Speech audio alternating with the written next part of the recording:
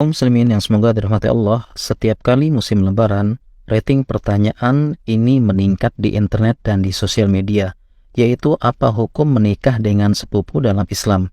Lalu dengar-dengar secara medis, menikah dengan sepupu ini berbahaya untuk keturunan. Apa benar anaknya nanti menjadi cacat dan penyakitan?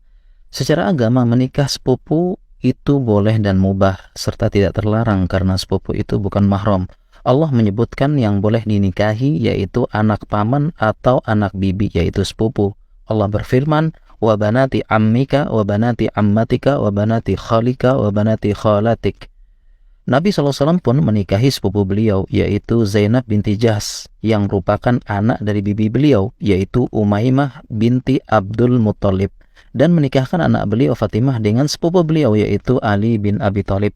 Nah, sekarang bagaimana secara medis? Memang ada jurnal dan penelitian yang mengatakan bahwa menikah dengan sepupu akan meningkatkan risiko kelainan genetik dan cacat pada anak.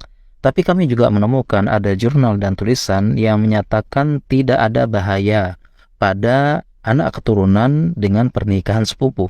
Dan ini dilakukan penelitian pada komunitas suku desa yang memiliki tradisi menikahkan anak mereka antar sepupu.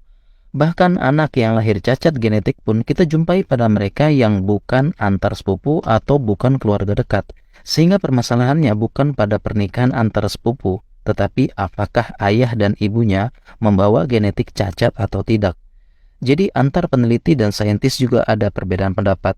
Tentunya kami memilih pendapat yang menyatakan tidak berbahaya secara mutlak.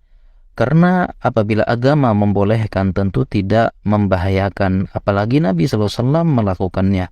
Nah, untuk ruang diskusi bagi para peneliti ada beberapa pertimbangan. Yang pertama, perlu dipisahkan penelitian antara pernikahan antar sepupu dengan pernikahan sedarah atau incest. Misalnya anak menikahi ibu, ayah menikahi anak perempuan, kakak menikahi adik perempuan, yang sering dilakukan keluarga kerajaan di zaman dahulu untuk mempertahankan tahta kerajaannya.